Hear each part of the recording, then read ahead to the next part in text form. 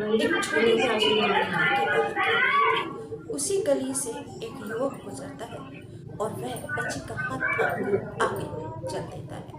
3-4 घर तक ही चले थे कि एक महिला अपने घर से बाहर निकलती है। वह बच्ची को युवक के साथ जाते हुए देखकर उससे बोलना शुरू कर देती है और पूछती है कि कहाँ जा रही है। इतना सुनते ही बच्ची उस महिला के पास आती है, लेकिन जो युवक बच्ची का हाथ थामे जा रहा था वह चुपचाप सीधा चलता रहता है।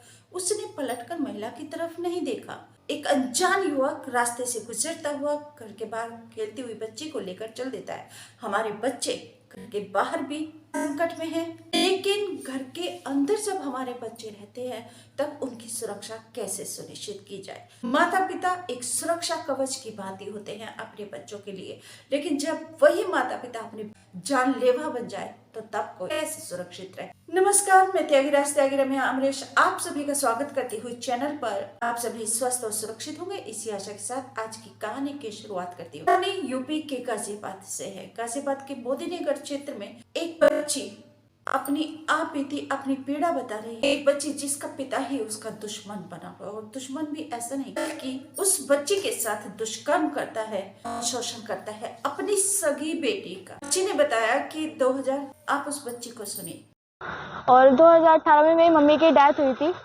जिस दिन डेड बॉडी गई अगले दिन से ही मेरे साथ ये सब काम स्टार्ट हो। इसकी निंदा किन शब्दों में करूं, ये तो मुझे शब्द भी नहीं मिल रहे हैं। नहीं समझ पा रही कि मैं इतना इस व्यक्ति के लिए भरी पड़ी है, इस बच्चे के पिता के लिए और ऐसे जो भी लोग हैं सबके लिए जो रिश्तों को कलंकित करते हैं। ये बच्ची 2018 से इस पीड़ा को सहती आ रही है और सहते सहते इसने अपनी पीड़ा को ताऊ से, चाचा से, सबसे बताया, लेकिन हर एक किसी ने इस बच्ची को ही चुप करा दिया कि घर की इज्जत है। अरे भाड़ में जाए घर की इज्जत, कौन सी इज्जत है घर की। एक बेटी के ऊपर एक सगा पिता दुराचार कराए, यौन शोषण कराए और आप कहते हैं कि वह इज्जत है घर की। उस व्यक्ति से, पापी दुराचारी से इज्जत है घर की, और जो घर की बेटी पीड़ा सह रही है वो कौन है? इज्जत नहीं है आपकी। तो मैं हर एक माता पिता से कहना चाहती हूँ, हर एक जो भी घर के फैमिली के मेंबर्स हैं उनसे कहना चाहती हूँ, प्लीज बच्चों की सुरक्षा और उनके वजूद का ध्यान रखिए। सुरक्षा करना आपकी जिम्मेदारी है। बच्चा सुरक्षित, बच्चा शिक्षित, माता बहन का होगा सम्मान, करे रोजगार, बढ़ेगा मान।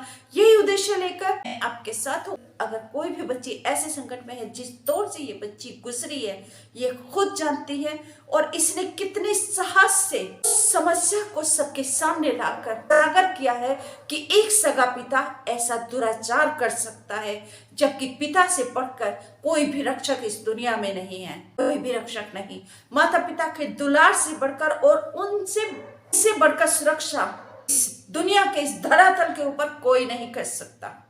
वह पिता जब ऐसी हरकत करे, कोई जिसके बारे में ऐसा सुनने को मिले कि पिता ऐसा भी हो सकता है, तो मन टूट पड़ता है, बिजली टूट पड़ती है।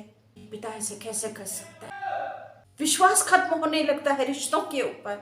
माँ बाप ऐसे भी होते हैं क्या? हाँ, सौतेले माँ बाप ऐसा कर सकते हैं तो एक बार को समझ में आता है कि चलो उन्होंने किसी लालच के वशीभूत होकर ऐसा घिनौना कृत्य किया है, लेकिन जब सगा पिता या सगी माता ऐसा करते हैं तो वह भगवान कहाँ है, हम कैसे उससे पूछें? बस यही दिल में आता है। मैं बहुत ज्यादा व्यथित हूँ कि इस बच्ची ने कैसे झेला, इस बच्ची ने कैसे सामना किया, इस बच्ची ने कैसे उस पीड़ा को जिया है 6 साल तक। सबने बेटी को चुप करा दिया और बेटी ने खुद साहस किया।